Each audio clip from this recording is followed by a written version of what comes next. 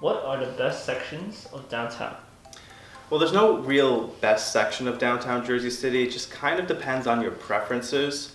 You could start off with something like Paulus Hook, which has mid-rises amongst the high-rises of Exchange Place. In Paulus Hook, you're going to get some charming characteristic properties sitting along the waterfront in a very peaceful, calm setting.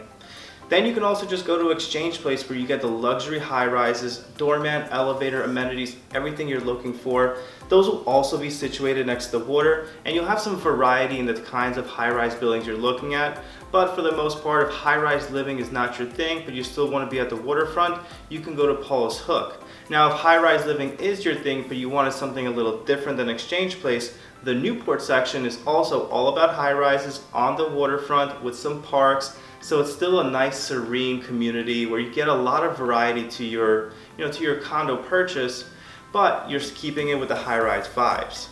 Then check out the Grove Street area where it's a lot of brownstone, a lot of charm, a lot of character mixed amongst some modern buildings. You're gonna get all the liveliness of the Grove Street area. You're gonna get the shops, the restaurants, some of the parks, and you're not gonna compromise so much in terms of the budget because the Grove Street area, for the most part, does supply a pretty good amount of inventory within most people's price ranges.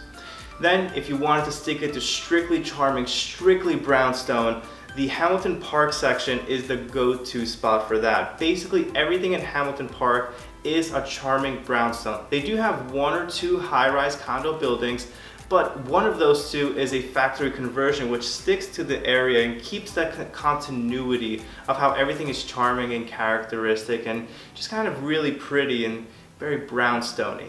And then lastly, you check out the Village section, which is basically the hotbed of all the new development. You have old school Jersey City mixing with new school Jersey City, which creates this very interesting blend. The restaurants and shops that end up in that section too are just so unique, such as Madame Claude's, and a bunch of just beautiful cafes that you really wouldn't find in other sections of downtown. How is downtown transforming? Well, downtown is always transforming, and it's transforming always in two ways, through the population and through the architecture. You have a lot of developers coming in creating new high-rise buildings, but you also have developers coming in and creating very boutique-y, charming and characteristic buildings. Once again, Jersey City is just so filled with character, and you're gonna feel that through some of those boutique buildings in the Village section, even the Grove Street section. And the population is then going to drive that further. They're going to be the ones that decide what they like in terms of the real estate, what they like in terms of the restaurants and shops, and that's going to reflect back onto the businesses, and that's how the city transforms over time. You have a lot of these builders and developers creating products that do cater to what the community is nowadays, which is mostly that millennial buyer, 25 to 40 years old, who does want some luxuries in their life, but not an overabundance of luxury. Of course, you want the beautiful finishes, but you don't necessarily need all of the amenities that come with these high-rise luxuries. So these boutique buildings are creating transforming the city into a more peaceful setting without the massive high-rises which are on the waterfront and are still very, very beautiful, but it's a contrast to the city.